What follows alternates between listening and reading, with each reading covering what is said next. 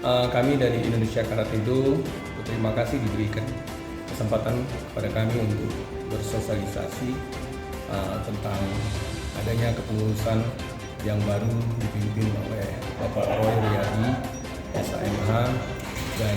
jajaran kami yang akan membuka dojo di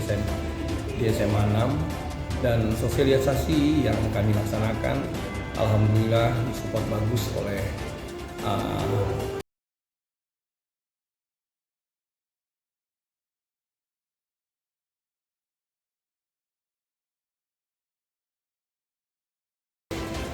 Ya, kami menyambut baik sosialisasi sekaligus eksibisi olahraga bela diri karate di SMA Negeri 6. Kebetulan pada hari ini kawan-kawan dari Inkado memberikan sosialisasi kepada peserta didik di SMA Negeri 6 Palembang, dan ini akan kita masukkan dalam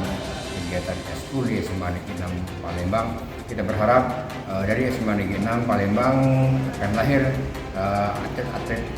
olahraga karate yang berprestasi, yang bisa membanggakan sekolah, membanggakan Provinsi Sumatera Selatan, dan juga nanti bisa membanggakan Indonesia di kancah internasional.